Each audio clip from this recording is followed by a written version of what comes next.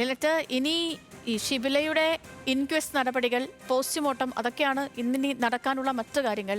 Inquest നടപടികൾക്കൊക്കെ തുടക്കമായിട്ടുണ്ടോ? ഒപ്പം ഷിബിലയുടെ പിതാവ്, അദ്ദേഹത്തിന് ഏറ്റ പരിക്ക് കുറച്ച് ഗുരുതരമാണ്. അദ്ദേഹത്തിന്റെ ആരോഗ്യനില സംബന്ധിച്ച വിവരങ്ങൾ കൂടി ലിനറ്റ്. ചെയ്തു. നിലവിലിപ്പോൾ ഉള്ളത് കോഴിക്കോട് മെഡിക്കൽ കോളേജിലെ മോർച്ചറിയുടെ തൊട്ട് മുൻപിലാണ്. ഇപ്പോൾ ഇവിടെ താമരശ്ശേരി പോലീസ് സ്ഥലത്തെത്തിയിട്ടുണ്ട്. ഇൻക്വസ്റ്റ് നടപടികൾ അല്പസമയത്തിനുള്ളിൽ നടക്കും. ഇപ്പോൾ ഏറ്റവും പ്രധാനപ്പെട്ട ഒരു കാര്യം കൂടി അറിയിക്കാനുണ്ട്. അതായത് ഈ ഒരു പ്രതി കൃത്യം നടത്തുന്ന സമയത്ത് സ്വബോധത്തോടെ ആയിരുന്നു എന്നാണ് താമരശ്ശേരി പോലീസ് ഇപ്പോൾ വ്യക്തമാക്കിയിരിക്കുന്നത്.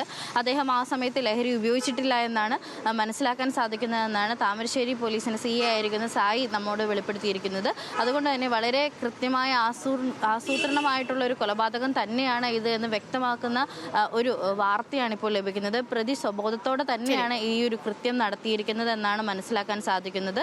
അതോടൊപ്പം തന്നെ